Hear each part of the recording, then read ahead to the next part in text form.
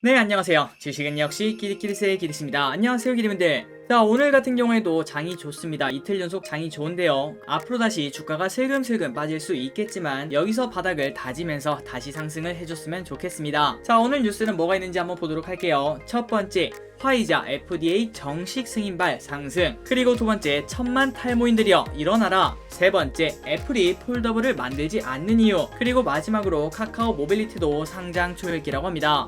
자, 매일매일 주린이를 위한 경제뉴스 10분 정리. 오늘은 2021년 8월 24일 화요일이고요. 기리분들 벌써 한 주의 반이 지나가고 있습니다. 오늘 또 같이 공부하시죠. 렛츠 기릿!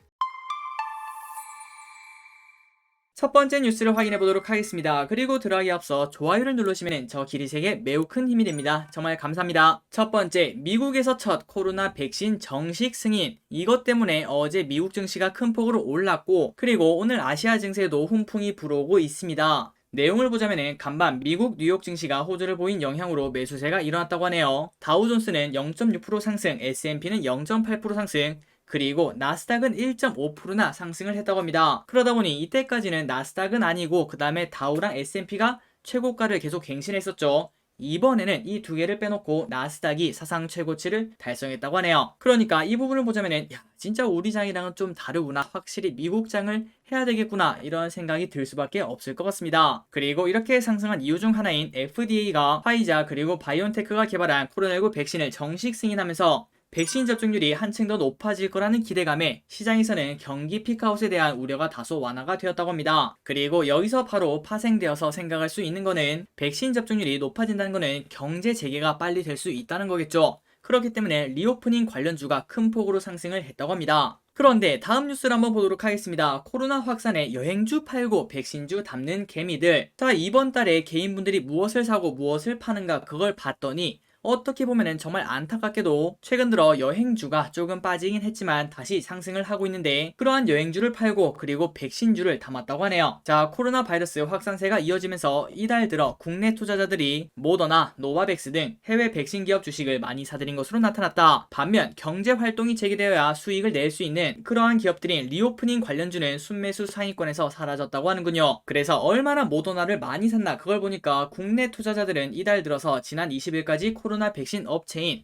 모더나 주식을 약 770억이나 매수를 했다고 합니다. 이 규모는 전체 해외 주식 중 3위에 해당한다고 하는데요. 순매수 1위랑 2위는 그럼 어딘가? 1등은 바로 아마존, 그리고 2등은 구글이라고 합니다. 예전에는 여기에 항상 테슬라라는 기업이 위치하고 있었죠. 그리고 그 반면 감염력이 강한 델타 변이 바이러스가 확산되면서 소비, 여행, 숙박, 항공 등 대면 경제활동과 관련된 리오프닝 관련 주식에 대한 관심은 차갑게 식었다고 합니다. 이달 들어 국내 투자자들은 보잉을 1,495만 달러를 순매도를 했다고 하네요. 지난 5월만 해도 코로나 사태 종식 이후 여행 등 대면 경제 활동이 곧 재개될 것이라는 기대감이 있었지만 하지만 이제는 정반대 양상을 보여주고 있다고 합니다. 참고로 지난 5월에는 숙박 공유업체 에어비앤비가 국내 투자자 순위 순매수 5위였고 그리고 보잉 같은 경우도 6위였는데 하지만 지금은 보잉을 열심히 매도를 하고 있다는 거겠죠. 자, 그런데 이런 기사를 보면 볼수록 무조건 100%는 아니겠지만 확실히 개인 투자자들이 많이 사면 많이 살수록 이제 그거는 고점이 이지 않을까 그런 생각을 해볼 수 있고요. 그 예로는 작년 말과 그리고 올해 초까지 가장 뜨거웠던 테슬라를 들 수가 있겠죠. 또한 개인분들이 열심히 판다라는 뉴스가 나올 때쯤에는 그때는 아마도 그게 바닥쯤 아닐까 그런 생각도 해볼 수 있을 것 같습니다. 그래서 오늘 리오프닝 관련주가 한국에서도 좋은 흐름을 나타냈는데요. 일단 거기서 대표적인 주식 중 하나인 아시아나항공 그리고 하나투어가 오늘 큰 폭으로 상승하는 걸 확인할 수 있습니다. 물론 최근 들어 델타 변이 그리고 증시가 좋지 않아서 큰 폭으로 주가가 지금까지 하락은 했지만 이제부터 다시 재차 상승을 슬금슬금 준비할 수도 있겠죠. 한번 이런 부분은 저 기리생 꼭꼭꼭 공부를 해봐야 된다고 생각합니다. 다음입니다. SK 그리고 SK 머티리얼즈 합병 호재 동반 상승 이어간다. 어제 나왔던 뉴스죠. 그런데 LG화학의 악재가 너무나 크기 때문에 상대적으로 묻혔다고 볼 수 있습니다. 그런데 그 관련 기사가 나와서 한 번 더 보자면은 SK랑 SK 머티리얼즈가 합병을 한다고 해요. 그리고 그때 사람들이 걱정을 했습니다. SK는 좋을 것 같은데 SK 머티리얼즈는 좀 나쁘지 않을까 그런 걱정을 했었는데 그거는 기우였죠. 두 회사 모두 상승세를 보였다고 합니다. 또한 증권가에서는 당분간 이번 호재로 주회사 주가가 정해진 합병 비율에 따라 연동되는 모습을 보일 것이라는 전망이 나온다. 합병에 따른 시너지로 수혜가 클 SK뿐만 아니라 SK 머티리얼즈도 주가가 동일하게 움직일 것이라는 분석을 보여줬다고 하네요. 그러니까 지금 이 기사를 짧게 보자면은 SK가 1% 오르면 SK 머티리얼즈도 1% 오를 것이고 그 반대로 1% 빠지면 1% 빠진다. 그런 연동성을 보인다는 거겠죠. 자, 그 이유가 뭔지 한번 계속 이어서 보도록 하겠습니다. SK는 지난 20일날 이사회를 열어서 SK머티리얼즈랑 합병을 추진한다고 의결을 했는데요. 그래서 SK는 신주를 발행해 SK머티리얼즈 주식과 교환하는 소규모 합병 형태로 SK머티리얼즈를 흡수 합병한 다음 SK머티리얼즈 보통주 한 주당 SK보통주 1.58주가 배정될 예정이라고 합니다. 그러니까 기분들이 만약에 SK머티리얼즈 한 주를 갖고 있다면은 SK보통주 1.58개를 가질 수 있다는 거겠죠. 그래서 이 같은 결정에 SK의 주가는 이번 합병에 따라 긍정적인 전망이 많다고 합니다. 증권업계에서는 합병을 통해서 SK그룹 내 시너지가 극대화될 수 있다는 분석을 내놓고 있다고 하네요. 또한 SK는 성장성이 높은 자회사를 합병해 모회사 디스카운트가 사라지는 방향으로 가게 되는 반면 SK머티리얼즈는 SK에 흡수되기 때문에 긍정적이지 못한 주가 흐름을 보일 수 있다는 우려가 있었으나 실제로 상자를 딱 까고 보니까 합병 공시 이후 첫 거래일에 두 회사의 주가 모두 상승을 했다고 합니다. 자, 그렇다면 그 이유가 무엇인가? 분명히 SK는 좋고 SK머티리얼즈는 나쁜데 두 회사 모두 상승할 때 같이 상승하고 그리고 오늘 같은 경우는 같이 하락을 하고 있습니다. 이는 두 회사의 주가가 합병 비율에 따라서 당분간 비슷한 흐름을 보일 것으로 예상되기 때문으로 풀이된다. 주가가 합병 비율인 1대 1.58인 만큼 SK 주가가 오르면은 SK머티리얼즈도 같이 오를 것이고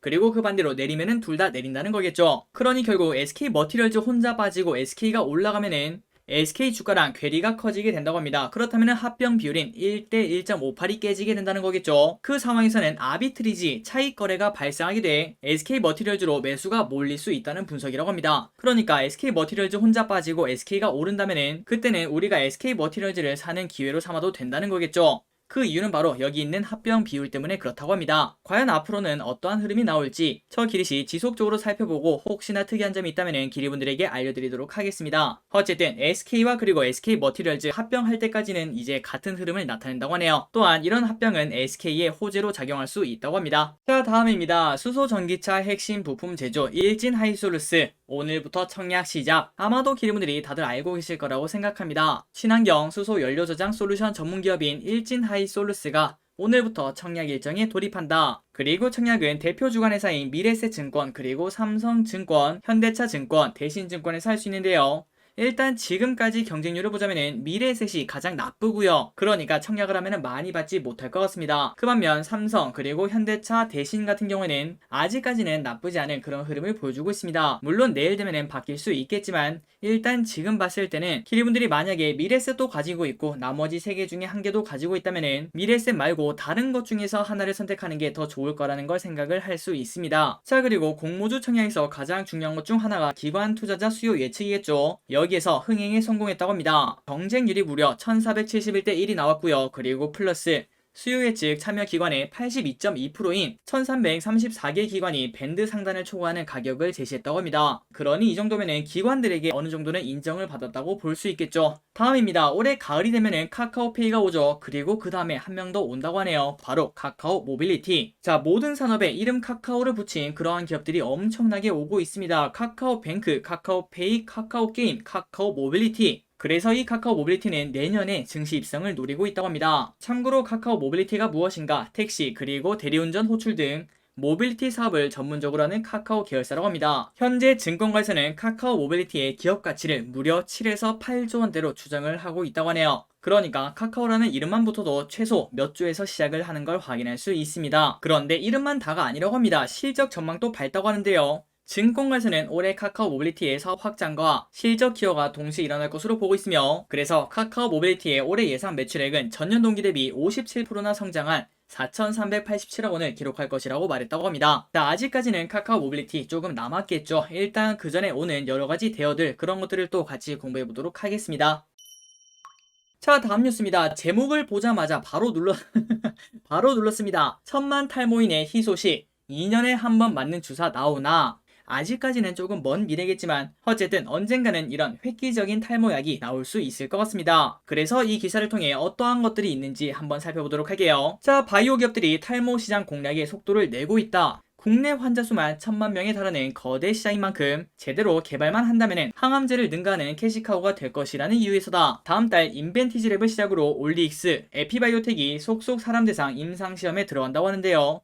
이들 기업은 기존 치료제에 비해 투약 횟수와 부작용을 줄인 쪽으로 탈모 치료제 개발 방향을 잡았다고 합니다. 탈모는 암처럼 치명적인 질병은 아니지만 하지만 저 기릿의 생각은 다릅니다. 이것도 치명적인 질병이라고 생각해요. 환자에게 심리적으로 큰 영향을 주기 때문이죠. 그리고 국내 환자 수만 1000만 명에 달할 정도로 그만큼 탈모는 대중적인 질병이라고 볼 수 있습니다. 하지만 이렇게 대중적이고 치명적인 질병인데 보험 처리가 안 된다는 것은 조금은 문제점이 있는 것 같습니다. 계속 이어서 보도록 할게요. 탈모의 원인은 남성 호르몬인 테스토스테론 때문에 그렇다고 합니다. 그래서 그 테스토스테론이 대사 과정을 거쳐 바뀐 물질인 DHT라는 물질이 모낭을 공격한다고 하는데요. 이를 치료할 수 있다는 자칭 탈모약은 시중에 널려 있습니다. 우리 같은 소비자를 2번 울린다고 볼 수 있겠죠. 하지만 과학적으로 효과가 검증된 제품은 미국 화이자가 개발한 바르는 약 미녹시딜과 그리고 미국 MSD가 만든 먹는 약 프로페시아 등 몇몇에 불과하다고 하는군요. 다만 이들 치료제도 완벽하지 않다고 하는데요. 투약을 중단하면 다시 머리가 빠지고 성기능이 떨어지는 등 부작용이 생기기도 한다고 합니다. 그래서 많은 분들이 이렇게 고민을 하죠. 위냐 아래냐 그것이 문제로다. 그래서 지금 현재 탈모 시장은 아직까지 완벽하다고 볼 수는 없습니다. 반쪽짜리 약이라고 볼 수 있겠죠. 그런데 이러한 탈모 시장에 국내 바이오 업체들이 도전장을 내밀었습니다. 유전자 치료제 개발사인 올릭스는 남성형 탈모 치료제로 개발 중인 OLX104C에 대한 임상 일상을 내년 시작을 한다고 하네요. 그리고 임상할 물질의 미국 특허를 이달 초 취득을 했다고 합니다.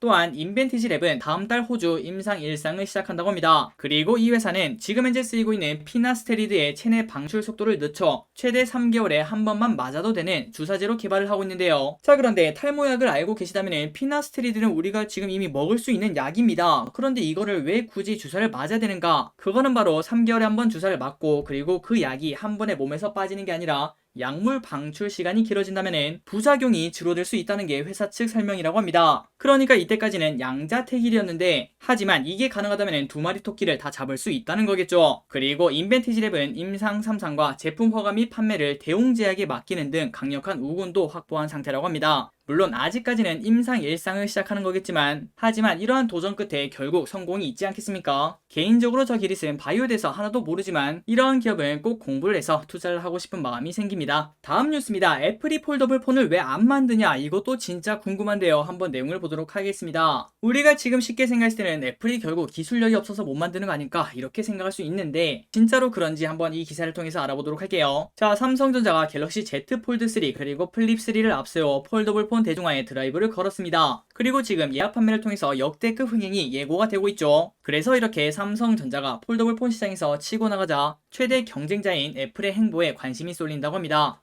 과연 애플은 폴더블 시장에 진입할까? 또 그리고 제품은 언제 출시할까? 현재 삼성전자는 스마트폰 폼팩터, 기기 형태 전환에 주력을 하고 있습니다. 갤럭시 폴드를 시작으로 벌써 3번째 신작을 내놨는데요. 그런데 그 와중에 화웨이 등 중국 업체들이 폴더블 폰을 내놨지만 조악한 기술력으로 존재감이 미미하다고 합니다. 그러니까 여기는 삼성전자만의 시장이라고 해도 무방한 상황이라고 볼 수 있겠죠.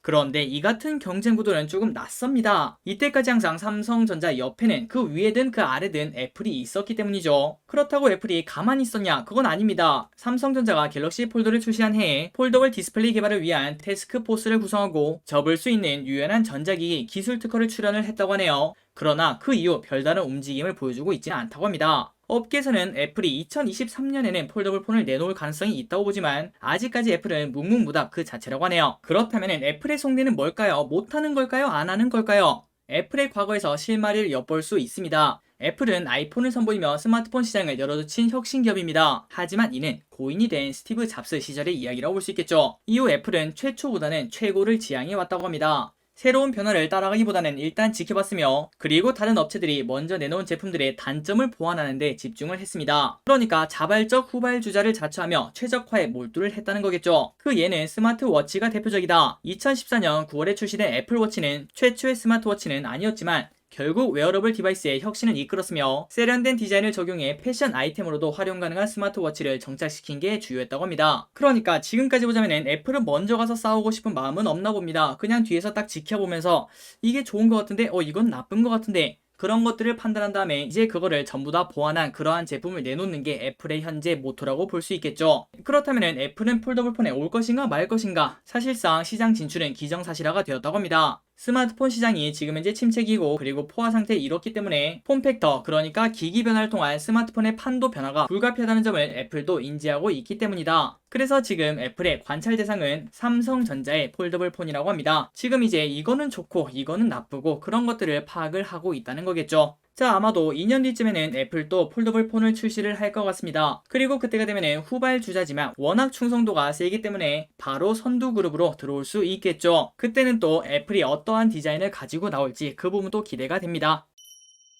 자, 마지막으로 오늘의 기업 한 가지만 보고 마무리해 보도록 하겠습니다. 현대해상 올해 실적 지난해보다 좋을 것, 목표가 상승. 교보증권은 24일 현대해상에 대해서 올해 실적이 전년 대비 증가할 것으로 예상된다며 투자 의견 매수를 유지하고 목표 주가 35,000원으로 상향을 했다고 합니다. 자, 올해 2분기 순이익은 1,226억 원으로 전년 동기 대비 30%가 증가했는데요. 자, 그 이유가 무엇인가? 일반 및 자동차 보험 손해율이 하락하면서 보험 영업이익이 개선되었고 그리고 투자 수익이 소폭 증가를 했다고 하네요. 게다가 손해율도 개선이 되었다고 합니다. 같은 기간 현대해상의 전체 손해율은 82.7%로 참고로 손해율이 무엇인가? 정말 간단하게 설명드리자면 우리가 100만원의 보험료를 냈는데 제가 다쳐서 병원에 가서 이제 보험금을 받았습니다. 보험금을 80만원 받았다면 손해율은 80%라고 생각하시면 되고요. 그런데 똑같이 100만원을 냈는데 보험금을 120만원을 받았다면 손해율이 120%가 됩니다. 그 말이 무슨 소릴까요? 보험회사 입장에서는 100%가 넘으면 손해가 될 수 있다는 거겠죠. 그러니 손해율은 높으면 높을수록 보험회사 입장에서는 나쁘다고 생각하시면 됩니다. 그런데 이 손해율이 지난해 2, 4분기와 전분기 대비 각각 1.2%, 1% 개선이 되었는데요.